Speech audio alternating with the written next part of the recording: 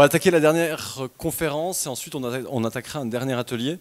Et ben pour cette dernière conférence, j'ai le plaisir. Alors je vais essayer de pas me mélanger, mais parce qu'on a deux Guillaume. On vous appelle comment? Guillaume Bobital et Guillaume Roch, ça va? Ok.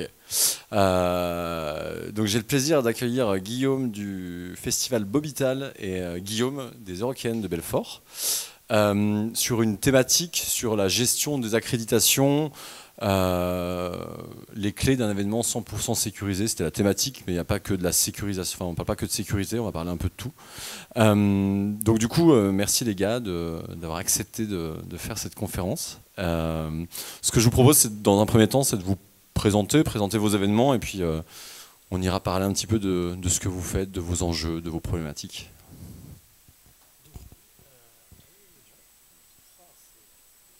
Toujours pas. Ah si.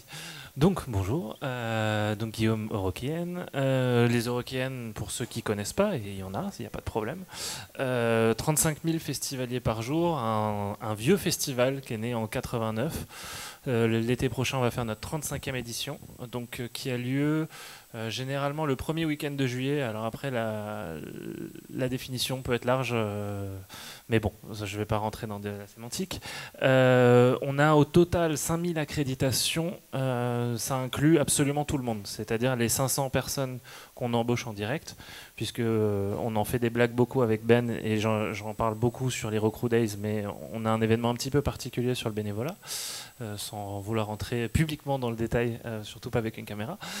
Mais si vous voulez savoir pourquoi, j'en serais ravi de vous répondre. En 60 concerts par édition, 4 scènes, enfin voilà, un vieux et beau festival. Et puis voilà, grosso modo. Hein. On écoute quoi, The Rock? On écoute quoi? On écoute de tout. Contrairement à ce que les commentaires Facebook disent, les Eurocaines, c'est pas que du rock. Ça n'a jamais été que du rock, même s'il y en a beaucoup, et on en est très fiers. C'est un festival généraliste, et dont on est fiers de l'aspect très généraliste. Mais on a pu accueillir aussi bien Jay-Z que les Daft Punk, que Metallica, que voilà, ça va un petit peu dans tous les sens. On a annoncé Iron Maiden pour l'année prochaine. Donc là c'est rock, mais par exemple l'année dernière notre grosse tête d'affiche c'était David Guetta. Donc voilà. Mon rock. Mon rock. Mais okay. C'est ok pour nous aussi. Merci Guillaume. Je vais à ton tour Guillaume de Bobital de nous en dire un peu plus sur ton événement également. Bonjour à tous. Donc moi c'est Guillaume aussi. Donc Bobital. Donc Bobital c'est en Bretagne, dans les Côtes d'Armor. Nous c'est 1400 bénévoles sur l'événement. C'est sur 3 semaines à peu près de festival. Environ 50 prestataires, c'est 50 on va dire entités de prestataires, et ça représente à peu près 500 prestataires sur notre événement. 60 concerts aussi également. Depuis cette année, on est propriétaire de notre site. Donc on a fait l'acquisition d'un corps de ferme et de 25 hectares de terrain pour être autonome, et on est une des très rares un des très rares festivals 100% associatifs à être propriétaire de notre site. Donc ça c'est vraiment le côté positif.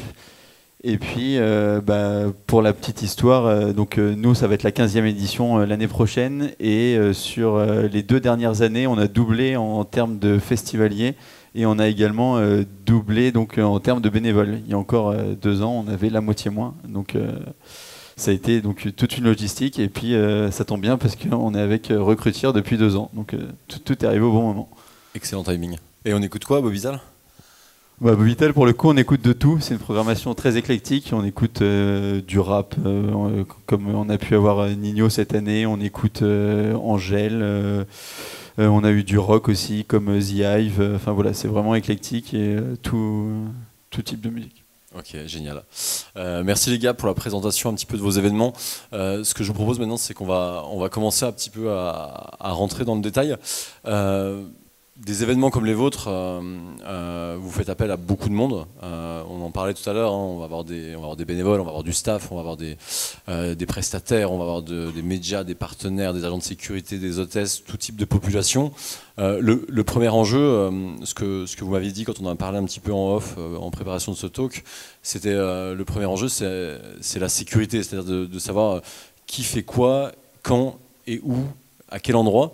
Vous pouvez m'en dire un peu plus justement sur aujourd'hui, les enjeux, comment vous fonctionnez, comment vous faites pour gérer toutes ces masses de population et de leur donner des accès?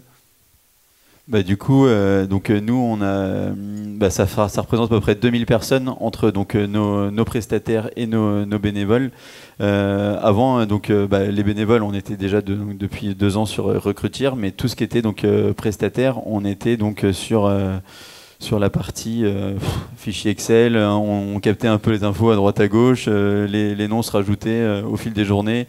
On avait 0 maîtrise sur tout ce qui était accred pour les repas, donc toute la partie Presta. Et donc depuis cette année, on a utilisé la délégation à 100% pour nos Prestats. On les a tous intégrés dedans, donc justement en leur demandant d'intégrer leurs équipes via le lien. Donc ça a été une première année avec plein de choses quand même complexes parce que acculturer nos prestataires où on a toujours fonctionné un peu par coup de téléphone et fichier Excel en disant on se débrouille, on s'arrange. Là, il a fallu faire de l'acculturation cette année, et nous aussi de notre côté. Et donc, ça nous permet de préparer déjà plus sereinement 2025, où on va essayer de cadrer et puis faire beaucoup de relationnel avec eux pour le suivi, avec le nombre d'accréditations par personne et par prestataire surtout derrière. Okay. Donc l'idée en fait c'est d'avoir un référentiel de l'ensemble des populations, sur des aspects un petit peu comment dire, au niveau préfecture, etc. Est-ce qu'on vous demande des comptes à rendre, de savoir le nombre de personnes qu'il y a sur le lieu, entre festivaliers, accrédités? Comment ça fonctionne, oui, toi, Guillaume? Oui, bien sûr. Donc on a une jauge légale. Ce qui est le nombre de personnes qu'on peut accueillir. Moi, quand j'annonce 35 000 personnes, ça ne compte pas les 5 000 personnes qui sont accréditées. Donc j'ai une jauge de 40 000 et nous, le reste, on met en vente ou on invite. Donc on a effectivement une jauge légale qu'on ne peut pas dépasser. Imaginons, vraiment par le plus grand des hasards, il y a un orage qui arrive le premier jour de l'ouverture après 2 ans de Covid et on doit annuler les 2 premiers jours, je ne sais pas, exemple tiré au pif, et qu'on va voir la compagnie d'assurance. Un des premiers trucs qu'elle va vérifier, c'est vous étiez combien sur le site, combien de places ont été vendues, etc. Évidemment, si on avait dépassé la jauge légale, on était en dehors de tous les clous de remboursement. Et là, je pense que je ne serais pas là pour en parler, en tout cas pas sous l'étiquette rock. Bien sûr, il y a des contraintes. Après, sur l'identité, ça va dépendre des préfectures, ça va dépendre aussi d'un certain nombre de choses, mais il peut arriver que, même si on n'en parle pas beaucoup entre nous, mais ça peut arriver qu'une préfecture peut vous demander un listing pour vérifier que telle et telle personne n'est pas sur un fichier particulier ou recherché pour X ou Y chose. C'est des choses qui peuvent arriver. Après, ça dépend de la préfecture et ça dépend de quel est le degré de coopération que vous voulez avoir. Mais effectivement, il y a quand même un minimum de comptes à rendre. Après, l'enjeu des accréditations, comme tu le disais, c'est se casser la tête sur un schéma largement des mois avant le festival pour simplifier pendant l'exploitation. Parce que pendant l'exploitation, on n'a pas le temps de gérer les problèmes. Donc, parce qu'on en gère déjà 50 000. Donc tous les problèmes qu'on n'aura pas à gérer, qu'on peut s'éviter en ayant certes un schéma qui peut paraître rigoriste. Il faut qu'il soit assez rigoriste pour qu'il puisse rentrer dans les cases, mais souple pour que ça puisse pas... Je sortais l'exemple du catering tout à l'heure, pour ceux qui étaient là. Quand j'avais par monnaie, je pouvais avoir typiquement des gens des changements de planning, mais moi, vu que j'avais la monnaie du catering jeudi, ils venaient le vendredi pour scanner, ça scannait rouge. Donc c'est pour ça qu'on avait opté sur le schéma zone. C'est un exemple d'adaptation qu'il faut faire pour avoir un cadre qui te permet quand même d'avoir un suivi, mais une certaine souplesse pour faciliter ton organisation et pas de retrouver avec des points de blocage sur le festival. Okay. On parle de sécurité, donc là on parle plutôt de comment on va le recenser dans le logiciel, d'avoir des données en temps réel, des données de l'ensemble des populations. Comment ça se traduit sur le terrain, sur les accès? C'est quoi? C'est du badge, c'est des bracelets? Comment vous fonctionnez, vous les gars? Alors nous, du coup, depuis cette année, on est parti sur le zonage. On a donc braceleté l'ensemble de nos prestataires et de nos bénévoles, et donc par zone, et puis avec les 4 voilà, contrôle accès comme ça. Ok, donc toi, c'est 100% digitalisé, c'est-à-dire que ton prestat, il a le droit d'accéder en loge, en zone technique, parce que par rapport à son statut de prestataire dans sa mission, il va tous ces accès, il va les avoir dans son bracelet, c'est ça? C'est ça, exactement. Et le fait d'avoir pu faire cette délégation cette année nous a permis de digitaliser à 100%, et ça a plutôt bien fonctionné. Ok. Toi, Guillaume Mézoroc, tu fais des badges? Alors, c'est jamais simple. On est passé sur le bracelet. Depuis 2022, on a l'intrasite. Ça a changé notre manière de travailler. Plus jamais on reviendra en arrière, c'est trop bien. Voilà, vraiment, c'est quelque chose qui simplifie absolument tout et qui permet d'automatiser, d'avoir un suivi qu'on n'avait jamais sur les accrèdes. Néanmoins, on est un vieux festival, comme je le disais, et il y a certaines habitudes qui mettent du temps à s'en aller. Je vois Alexandra qui... donc, effectivement, certaines personnes étaient un peu frustrées, parce que moi, au début, j'ai été catégorique, j'ai supprimé les badges à tout le monde. Et puis après, les gens, ils n'étaient pas contents. Donc maintenant, il y a certaines personnes qui ont le droit d'avoir des badges, et je peux entendre aussi pourquoi. C'est sur des pôles particuliers, on a besoin d'identifier le visage de la personne. Je vais vous parler des pôles de loge, notamment les loges grande scène, hein, j'ai sorti David Guetta, machin, etc. Donc c'est pas parce qu'on a un bracelet rouge de staff, par exemple, on a les mêmes bracelets pour la personne qui fait le scan à l'entrée que pour le directeur du festival.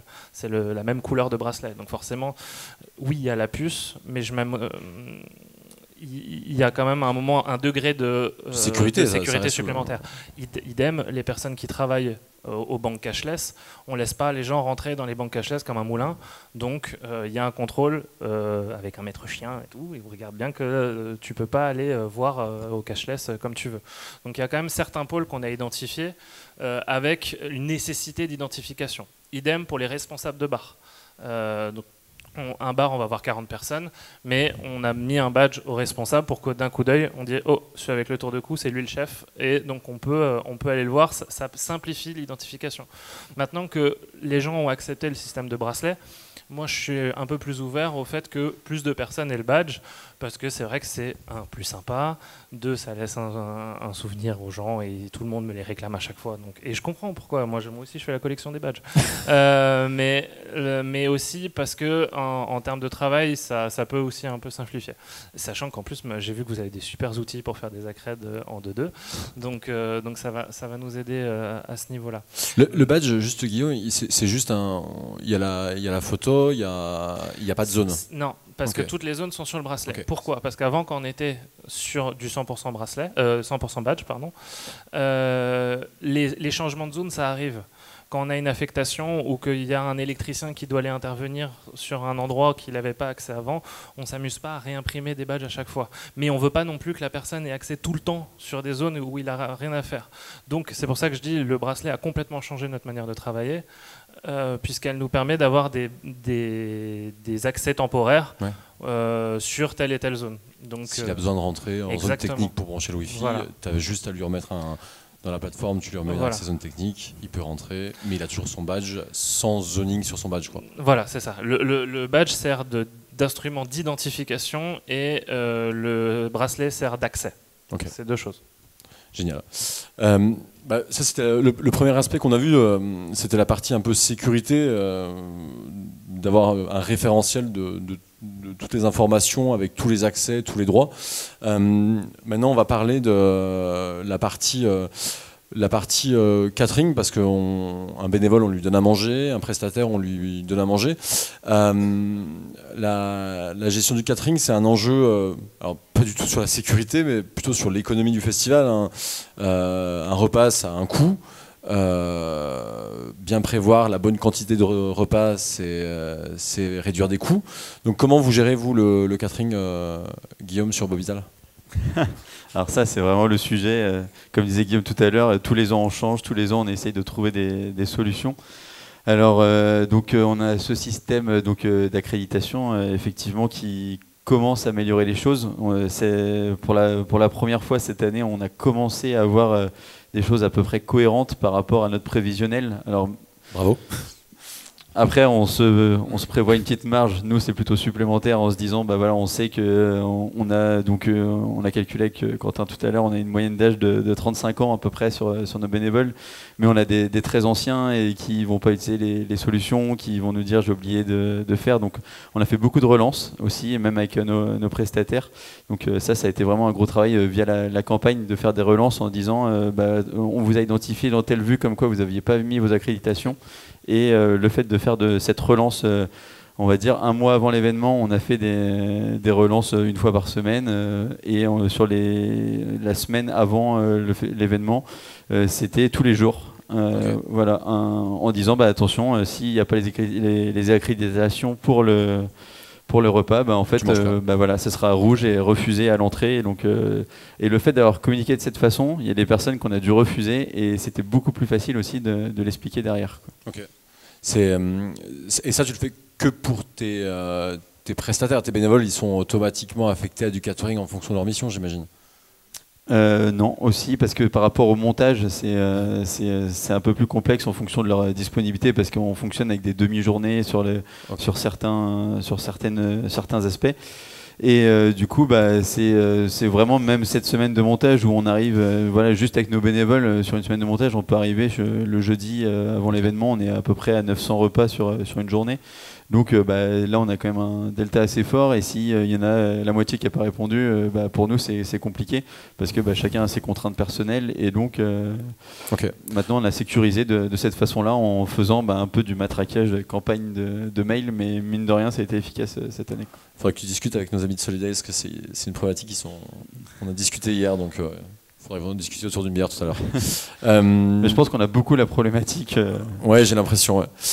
Toi, Guillaume, Catherine, comment ça fonctionne ? Alors, nous, on a quelque chose qui va simplifier beaucoup la chose, c'est qu'on n'a pas de bénévoles. Donc, non, mais c'est-à-dire que l'essentiel des personnes qui travaillent sur les Eurocaines, c'est soit des prestataires, soit un contrat de travail.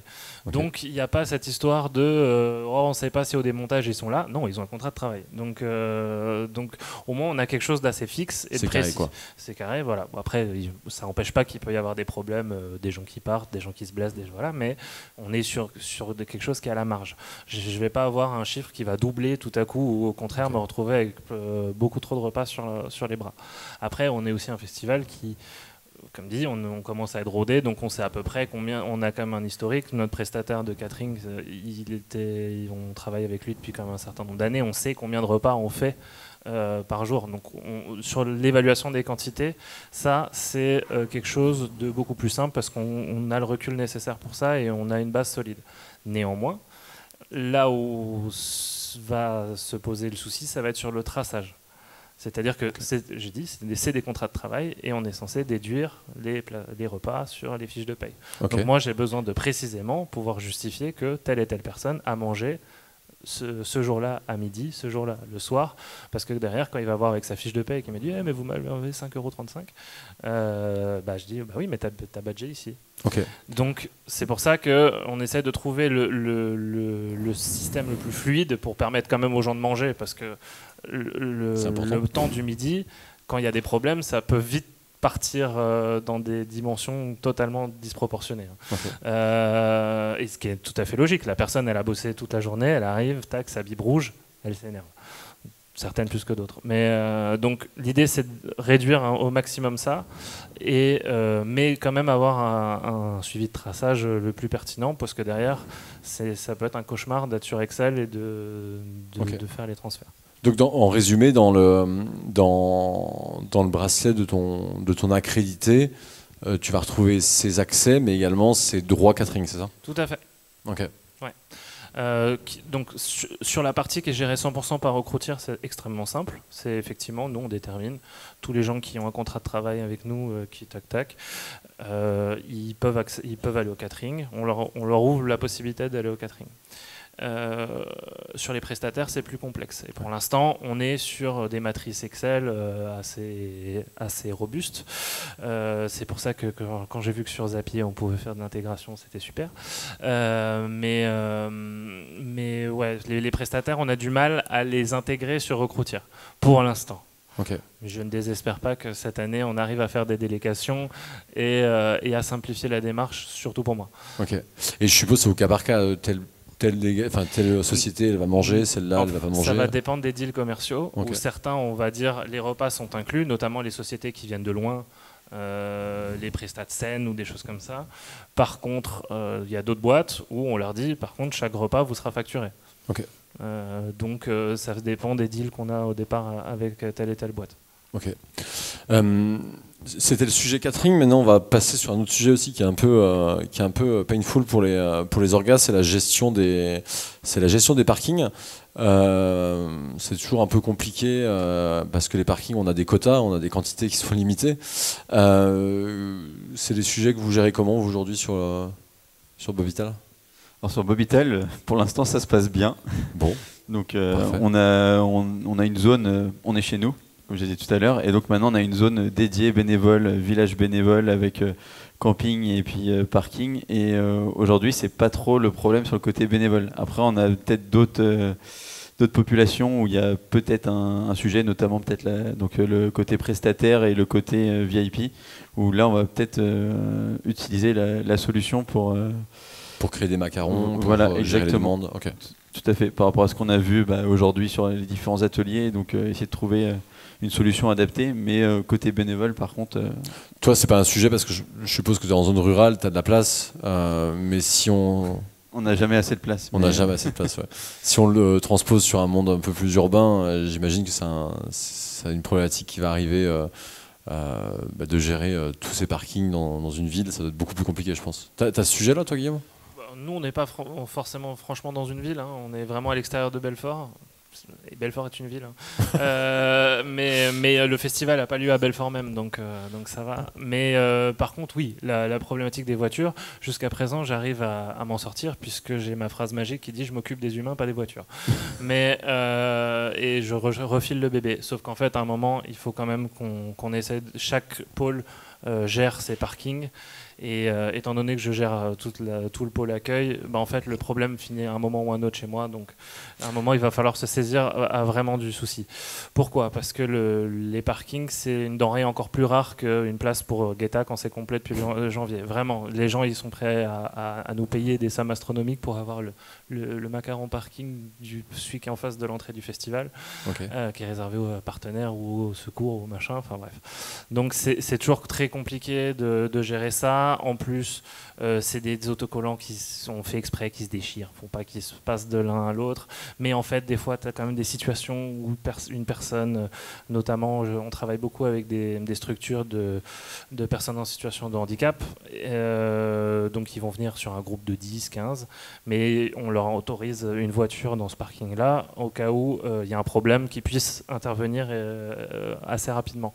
Sauf que c'est jamais la même voiture, mais on n'a pas envie de filer des macarons parking tous les jours. Enfin, je ne vais pas rentrer dans tous les détails qui peuvent rentrer, mais c'est un cauchemar. Mais tu les gères comment, du coup? C'est un peu... tu distribues des macarons, ouais, en fonction... Je distribue des macarons. Alors, sur les partenariats, c'est très simple, c'est sur la convention de partenariat. C'est de quelque chose qui est valorisé. Une société a le droit à 3 P1, 12 P12, c'est les noms des parkings. Sur le staff, on va sur par exemple, l'équipe de nettoyage qui est la plus nombreuse chez nous, on va donner un macaron pour 3 personnes minimum. Donc ils se mettent d'accord, ils ont une voiture de 3, je leur en donne un. On va essayer de réduire au maximum comme ça, essayer de regrouper.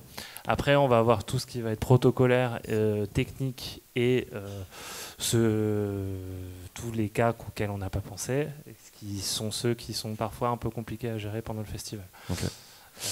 Et du coup, le flow, quand tu vas retirer un macaron, parce que donc, du coup, tu arrives au bureau de Zacred, est-ce que tu l'envoies avant le macaron ou tu te gares où avant pour aller c'est ça ma question. On a un poste avancé. Okay. On a un poste avancé qui s'appelle le P0, qui est en gros, pour ceux qui sont déjà venus aux The Rock, il y a un énorme rond-point avec un cheval et le McDo, et il est sur le parking du McDo. Donc, qui est avant l'axe de fermeture routier. Et donc c'est généralement là où c'est la foire d'empoigne et tout le monde gueule, etc. Je veux mon parking. Certains nous demandent même des laissez-passer, de True Story, parce qu'il habite dans le village là, l'axe routier est fermé, et lui, il va acheter son pain là. Okay. Et donc, des fois, on peut avoir quelqu'un qui, pendant 45 minutes, va nous hurler dessus parce qu'il veut pouvoir avoir l'accès à sa voiture, qu'elle puisse traverser, y compris l'axe rouge qui est réservé au secours, pour aller acheter son pain là-bas, et qui ne comprend pas que pendant 4 jours, c'est pas possible. J'entends, mais c'est cette thématique-là qu'on doit gérer, et on a un système qui est un peu rigide, et où je sens qu'on a une marge de progression via notamment les outils que vous avez montrés tout à l'heure. Sur le Document Builder, j'ai vu un document très intéressant de chez Rock en Scène que tu nous as envoyé aussi sur la prépa. Ils sont là, tu pourrais leur demander. Et du coup, pour moi, c'est quelque chose qui pourrait complètement changer notre manière de travailler et nous simplifier les choses. Alors, vu la tête qu'elles font, je suis pas sûr que ça soit... Ça peut être une fausse bonne idée, mais on en discutera avec grand plaisir. Ils aiment aussi beaucoup les badges chez Rock en Scène, tu vois. Tu pourras leur demander aussi. Ok, merci les gars pour la partie parking. Une dernière partie qu'on évoque aussi, justement, c'est un peu lié, mais c'est que derrière on a l'information dans la solution. On va les retranscrire dans des supports et justement la partie aussi accréditation, on en parlait tout à l'heure avec Elliot de l'Infernal Trail quand il nous parlait de la mésaventure avec son président de région qui a été refusé au parking parce qu'il n'avait pas de contre-marque. Du coup, c'est aussi améliorer l'accueil de vos accrédités. Ce qu'on fonctionne beaucoup aujourd'hui chez nos utilisateurs, c'est ce qu'ils font, c'est que nos clients envoient ce qu'on appelle des contre-marques. Donc c'est une sorte de billets qui vont leur permettre d'échanger un support. Ça peut être un badge, ça peut être un bracelet de tissu, ça peut être un bracelet de Tyvek, ça peut être un bracelet RFID. Donc c'est dans cette contre-marque qu'on va retrouver les informations importantes sur le point de rendez-vous, les droits, les journées d'accréditation, les repas, mais ça peut être aussi les badges. Comment tu fais toi aujourd'hui, Guillaume, sur cette partie un petit peu accueil? Comment tu communiques avec tes accrédités sur ça? Eh ben, aujourd'hui, donc c'est une contre-marque assez classique, comme un peu un billet de festivalier. Et on a vu ces super présentations de ce matin où on s'est dit qu'on allait piquer les idées et vous solliciter très rapidement pour mettre ça en place, parce que du coup, ça permet de clarifier les choses, que ce soit pour la population qui vient demander son accrédité. Et que du coup nous ce soit clair aussi pour les personnes qui sont à l'accueil, parce que à chaque fois la personne à l'accueil est sur le logiciel en train de dire voilà, c'est ça qui est indiqué, la personne en face au bout d'un moment commence à s'agacer parce que ça correspond pas forcément à ce qu'elle imaginait ou ce qui aurait pu être convenu, et avec ce que vous proposez de faire, ça peut être super efficace et de régler pas mal de litiges, je pense, au niveau des entrées, quoi. Okay. Toi, Guillaume, tu fais comment? Alors. Si je me rappelle, quand je suis venu chez toi, j'ai dû me présenter, tu es venu et tu m'as fait mon billet en live, toi. Oui, mais tu fais pas ça tout le temps, j'espère. Non, heureusement. Mais c'est parce que on s'était mal compris et je savais pas que tu venais, alors du coup, je t'ai fait ton accred à l'arrache. La balle perdue, quoi. T'avais pas créé de délégation With Events? Et j'avais pas créé de délégation With Events, voilà. Exactement. Non, plus sérieusement, du coup, on a un gros pôle accueil, une tente accueil qui a quand même un certain nombre de guichets qui sont soit dédiés à des problèmes de billetterie, soit à l'accueil staff, soit 3 guichets pour l'accueil des personnes en situation de handicap qui est géré directement par la MDPH 90, mais nous on sait, et ce fameux poste avancé.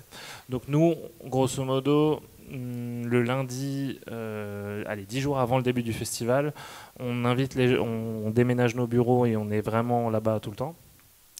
Donc on invite un maximum de personnes de venir retirer ce qu'il faut retirer pendant cette période-là. À partir du moment où on a la fermeture de l'axe routier, c'est là où mon avant-poste va aider, notamment pour tout ce qui va être véhicule. Et derrière, j'ai un poste d'accueil à l'entrée. On n'a pas de belles lettres comme ça, pas faute, voilà, pour des raisons X ou Y. J'aimerais bien qu'on essaie d'améliorer la communication qu'on a par rapport à ça, mais force est de constater qu'on a quand même un système qui marche, notamment par force d'habitude.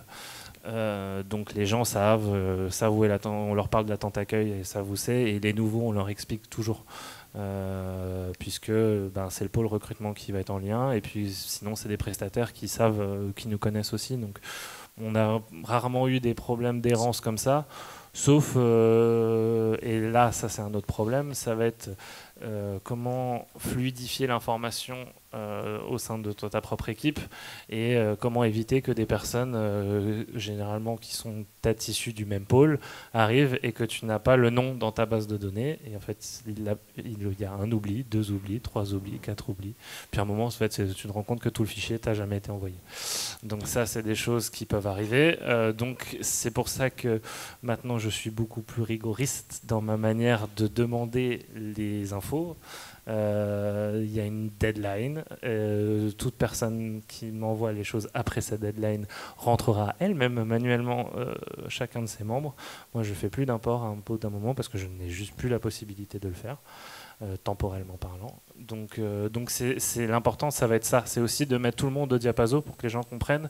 En fait, le problème du bracelet, c'est que les gens ont pensé que c'était magique et qu'ils t'envoie un mail et que d'un coup il dit oui mais je t'ai envoyé le mail. Je dis mais quand? Il y a un quart d'heure. Oui, excuse-moi, je suis pas sur mes mails toutes les 2 minutes. Donc les gens ils pensent que sous prétexte que l'information a été transmise, la magie de l'internet fait que ça se retrouve dans la base de données. Alors bientôt vous allez faire de la magie avec Zapier et plein d'autres choses, mais n'empêche que la clé d'un process d'accréditation réussi, c'est que tout le monde s'en empare. C'est la rigueur. Et c'est la rigueur. Tu nous en parlais, Guillaume, c'est quand tu relances jour par jour et à un moment tu menaces, tu dis bah, si tu remplis pas, tu vas pas manger ou tu vas pas rentrer. À un moment donné, tu vas le faire, quoi. Sinon, tu rentres pas, quoi. C'est ça, c'est ce que je disais tout à l'heure. Et puis, je pense que aussi, c'est que les gens s'habituent, parce que pendant des années, ça fonctionnait d'une façon en disant, de toute façon, on arrive à la dernière minute, ils vont me faire mon accréditation directement à l'accueil, et puis voilà, ça a tellement fonctionné comme ça. J'en ai encore vu cette année, ils arrivent avec un petit bout de papier où les noms sont écrits, et puis un numéro de téléphone, et puis voilà, si vous pouvez me donner 5 bracelets, et puis voilà, mais à force d'acculturation d'un fonctionnement, parce que c'est vrai, comme je disais, nous on a grandi super vite en peu de temps, logique. Mais du coup, cette temporalité fait que tous nos bénévoles qui ont été tellement habitués pendant une dizaine d'années à fonctionner d'une certaine façon, et aujourd'hui nous demander de la rigueur en disant on peut plus se permettre de faire ça à la dernière minute, de braceletter, le vendredi au moment de l'ouverture. Ouais. Donc on a mis plein de choses en place, donc les rappels, on a ouvert aussi donc l'accueil sur la semaine de montage où les gens viennent poser le bracelet en amont. Enfin, on fait plein de choses, et l'acculturation est vraiment indispensable aujourd'hui, et forcément je pense qu'au bout de 2-3 ans on commence à être un peu mieux sur cette partie, quoi. Et ce que tu dis, c'est vachement lié à la sécurité, parce que tu dis la personne arrive avec un liste de 5 personnes, tu lui donnes 5 bracelets, donc comment la personne qui est aux accrèdes lui donne 5 bracelets comme ça, ou il n'y a pas de... Enfin, moi je vais venir, on va tous venir à Mobital, on va demander 5 bracelets. Comment ça fonctionne? Du coup, il y a quand même un contrôle. Oui, du coup, ils passent par ceux qui sont à l'accueil, ils vont me contacter. Moi, si j'ai pas l'info, je vais regarder dans mes mails, parce que Quentin va m'envoyer beaucoup de mails. Après, Quentin qui a 10 000 appels au Toki, au téléphone, et moi je vais l'appeler en disant il me faut une info, c'est qui, ils vont où, ils font quoi, et voilà, parce que c'est la personne qui est pas... Donc c'est relié ensuite à l'amélioration de l'accueil des accrédités, quoi. Exactement.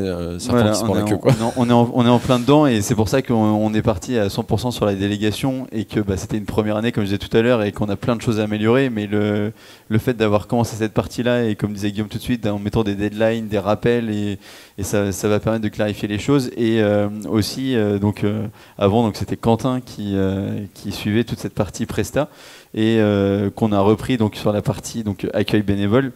Et donc là, ce qu'on va mettre en place pour 2025, c'est d'avoir un coordinateur de nos prestataires. Ok, super.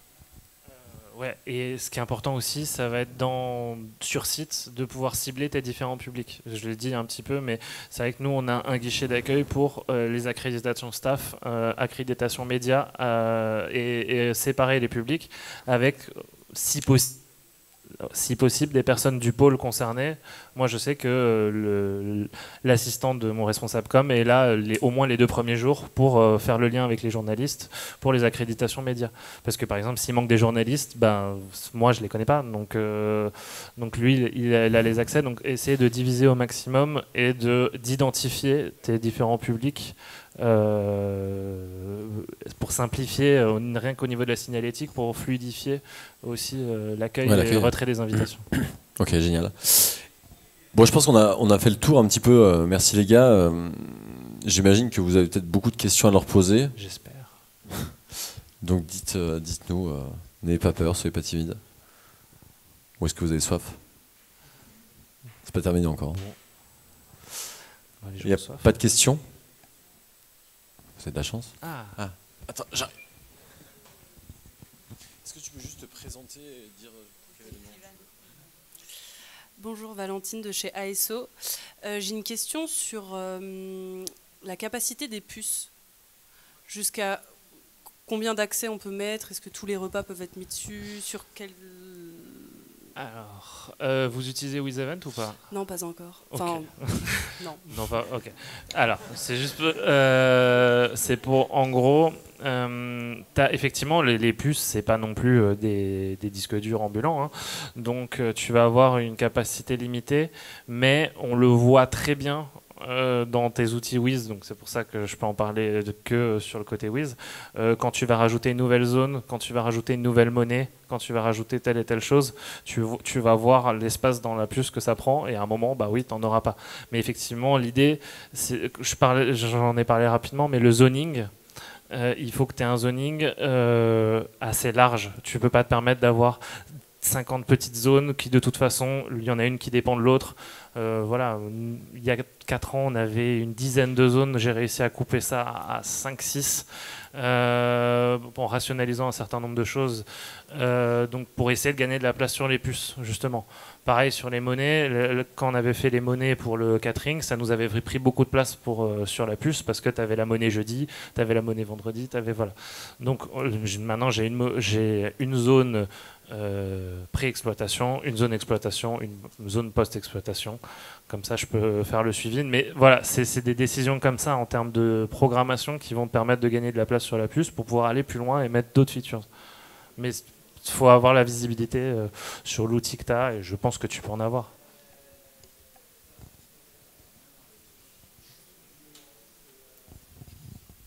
Il y a d'autres questions?